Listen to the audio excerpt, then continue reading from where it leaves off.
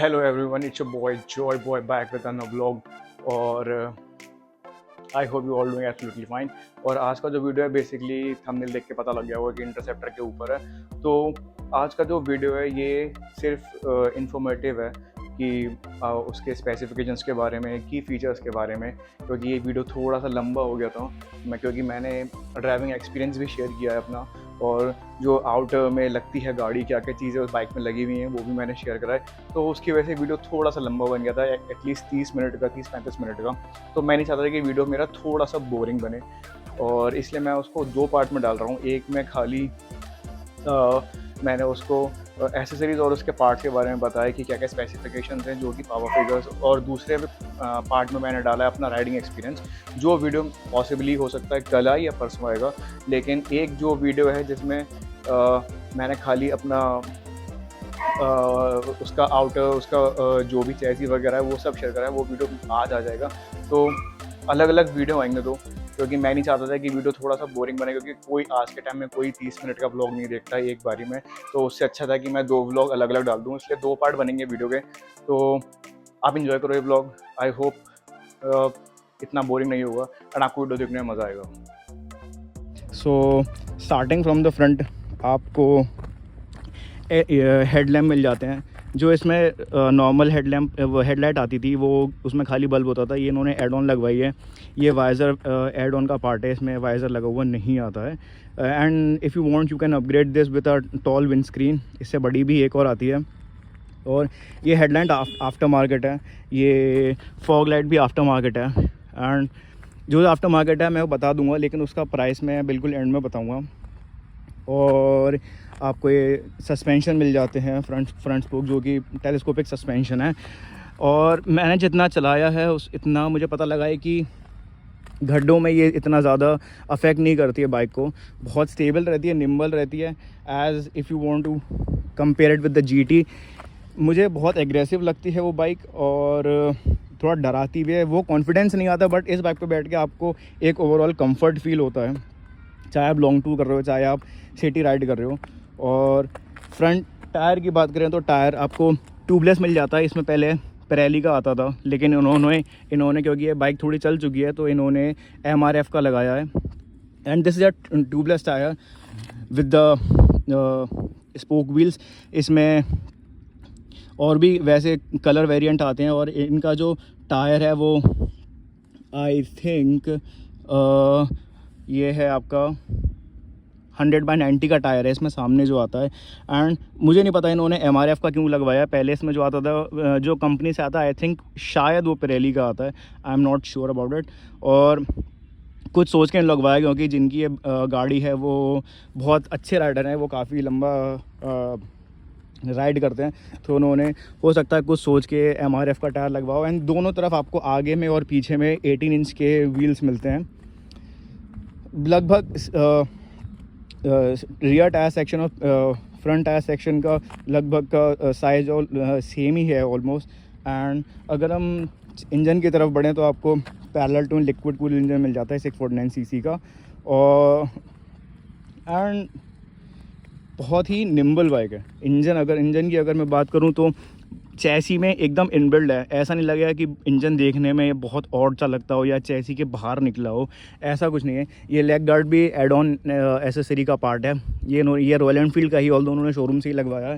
And इधर आपको छोटी सी रेडिएटर ग्रिल मिल जाती है, और यहाँ पे you can add on with the bash plate. I don't no कि ये बैश प्लेट क्यों दिया गया है, जबकि ये पूरा अगर आप चाहो तो, मुझे नहीं पता कि इसमें और लंबी बैश प्लेट आती है नहीं आती, बट ये छोटी मुझे नहीं लगता इतनी काम करती, क्योंकि ये सब कुछ जो है दिख रहा होगा कि बाइक थोड़ी गंदी इस वजह से हो रही है, क्योंकि एक तो बारिश का मौसम भी है। और अगर if you can upgrade with the bash plate to the big one, आप वो भी लगा सकते हो। इन टर्म्स ऑफ क्वालिटी की बात करें तो this is a plastic material, all over plastic material. ये सिल्वर फिनिश में, and this is matte finish. और इंजन की बात करें तो मैं बोल रहा था कि इंजन जो है बहुत अच्छे से इनबिल्ड किया गया है बाइक में, बहुत अच्छे से फिट कराया गया है बाइक में। अगर आप इसको हर एंगल से देखोगे, ऐसा नहीं लगेगा कि चैसी से बहुत ज़्यादा बाहर जा रहा है, ऐसा लगता है ये चैसी का बिल्कुल एक पार्ट ही है। और बैठने में भी इतना ज़्यादा अनकम्फर्ट फील नहीं होता आपको। अगर आप इंटरसेप्टर चलाओगे तो आपको मज़ा आएगा चलाने में।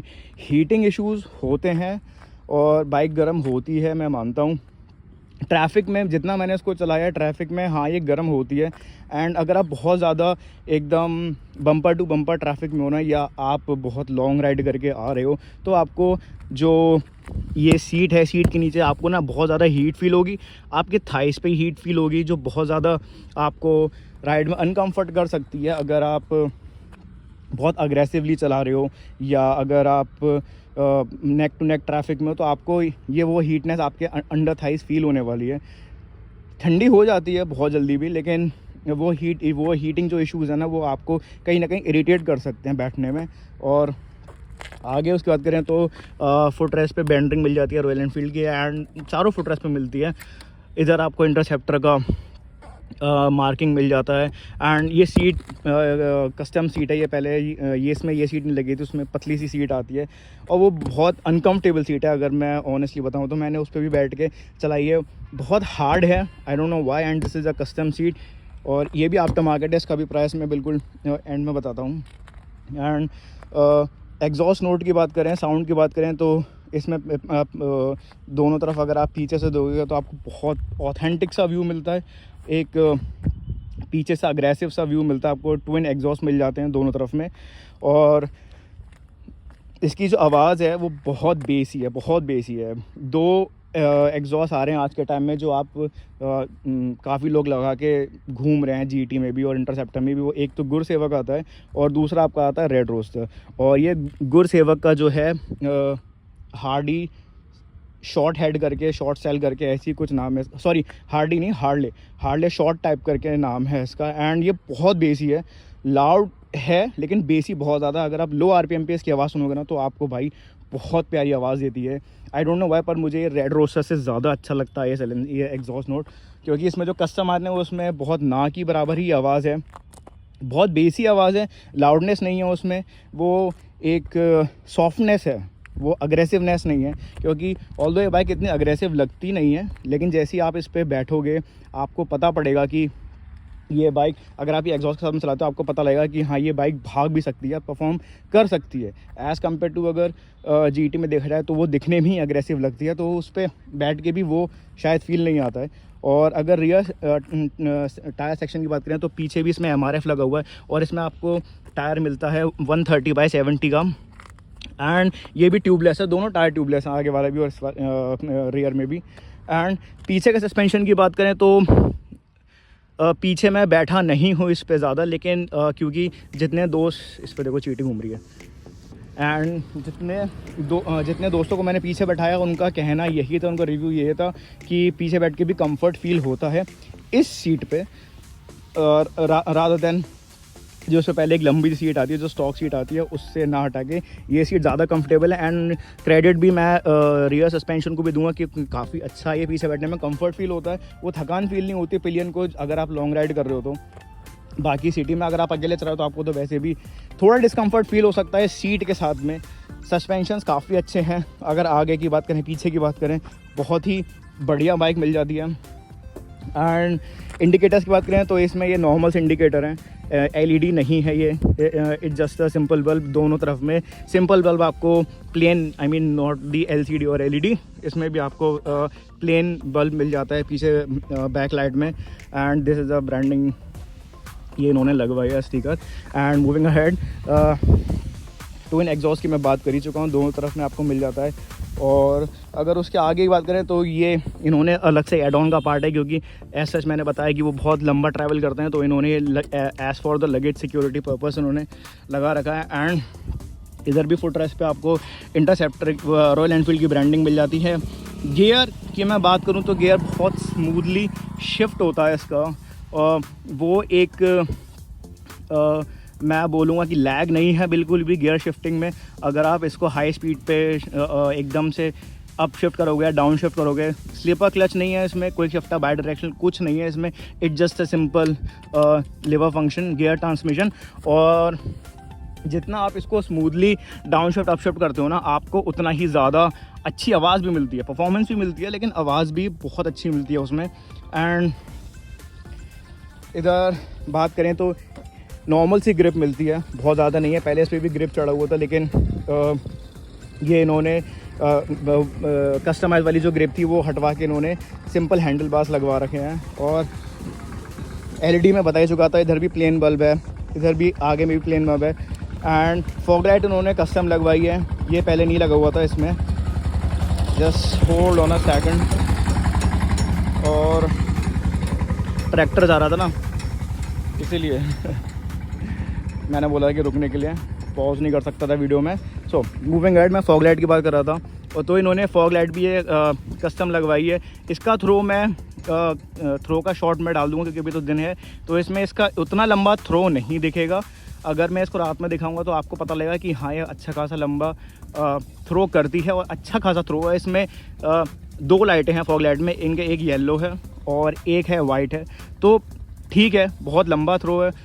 फॉग में अगर आप चलाते हो तो आपको वो ज़्यादा मैं बोलूँगा कि डिफ़िकल्टी फेस नहीं करनी पड़ेगी, आप आराम से इजीली राइड कर सकते हो। एंड डुअल चैनल ABS है इसमें, तो ब्रेकिंग बहुत अच्छी है इस बाइक की, मैं बोलूँगा बहुत अच्छी है।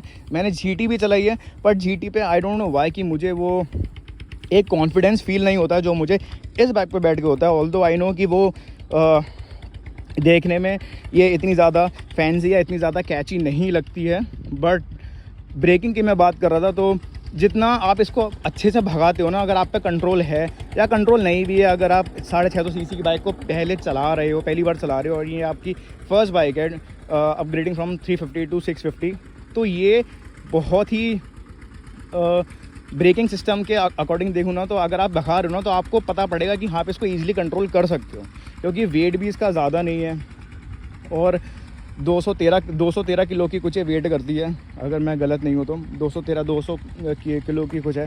तो उतनी ज़्यादा ना आपको हैवीनेस फील नहीं होगी बाइक पे बैठ के। दिखने में आई नो कि बहुत ज़्यादा भरी सी लगती है हर जगह से बाइक, बट मैं सही बता रहा हूँ, इस पर ना वो कॉन्फिडेंस आता है राइड करने का। यार जितना मैंने चलाया है, मुझे इस बाइक के बारे में इतना पता लगा है कि बहुत निम्बल है, बहुत सी सिंपल सी बाइक है, इतना कुछ है नहीं इसमें, बहुत फैंसी सा रॉ बाइक है एकदम अगर आप चलाओगे। And if you are thinking कि इस बाइक को 2 साल हो चुके हैं, 2 साल पुरानी बाइक है, बट फिर भी आज का टाइम में लोग, मुझे नहीं पता कि इंटरसेप्टर क्यों नहीं लेते हैं गोइंग टूवर्ड्स दी GT 650। लेकिन मैं अगर प्रैक्टिकलिटी की बात करूं तो ये बाइक प्रैक्टिकलिटी के मामले में ना बहुत अच्छी है, काफ़ी अच्छी बाइक है ये, क्योंकि आपको बहुत सारी चीज़ें इसमें एज सच बहुत कुछ स्पेसिफिकेशंस में भी नहीं है।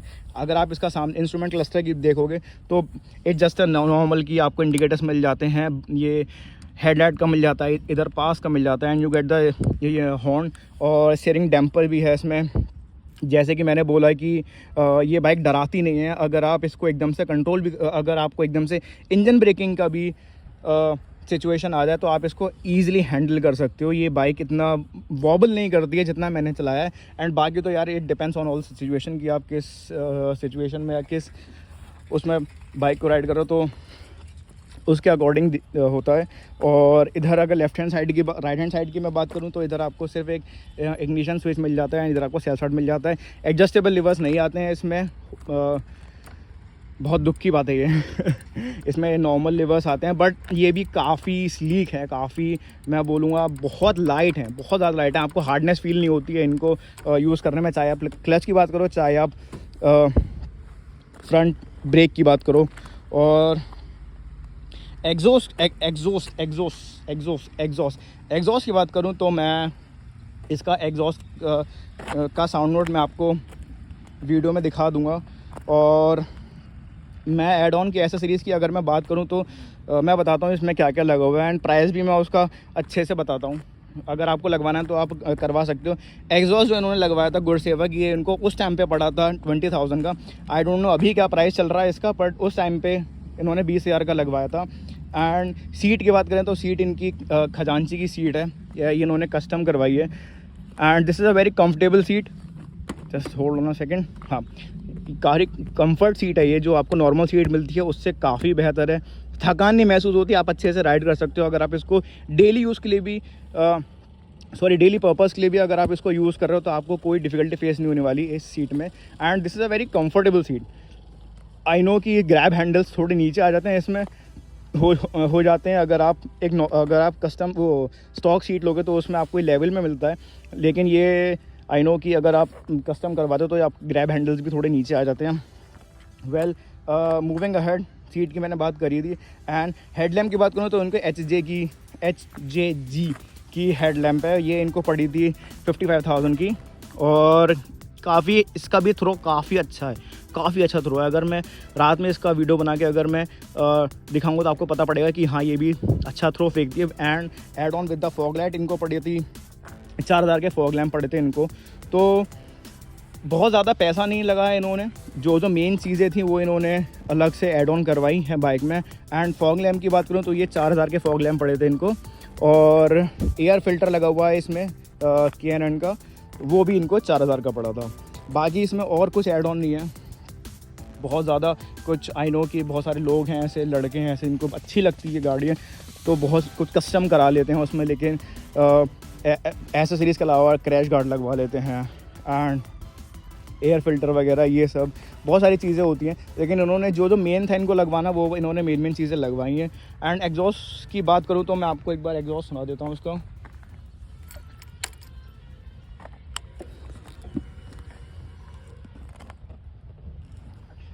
जस्ट होल्ड ऑन सेकंड, मेरे को बार बार हेलमेट वो करना पड़ता है। This is the exhaust you get.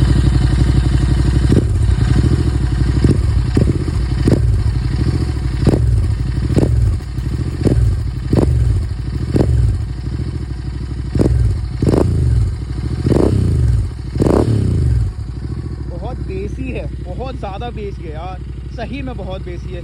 इस एग्जॉस्ट की आवाज़ बहुत अच्छी तब होती है जब ये बिल्कुल लो RPM पे होती है ना, तब आपको इसका आवाज़, इसका थ्रो, इसका बेस, इसका वाइब्रेशन, स्मूथनेस बहुत अच्छे से प्यार से पता पड़ेगा। बाकी सारी चीज़ें डिपेंड करती हैं कि आप बाइक को कैसे मेंटेन करके रखते हो, बाकी कि आप गाड़ी को कैसे अच्छे से रखते हो, वो आप पे डिपेंड करता है बाकी। लेकिन इसका भाई जी, आप हेडफोन लगा के ये आवाज़ सुनना, आपको पता पड़ेगा कि हाँ why this exhaust is pretty much decent. क्यों ये इतना, अगर पैसा हो रहा है तो ये क्यों इतना, मेरा हेलमेट गिर गया, अगर ये इतना बेसी और इतना नाम है इस एग्जॉस्ट का, तो क्यों नाम है, क्यों इतना लोग इसको प्रेफर करते हैं। I don't know why red rooster लगवाते हैं, बट मेरा अगर पहला प्रेफरेंस हो इस गाड़ी के ऊपर तो मैं ऑब्वियसली गुड सेवर की लगवाऊँ।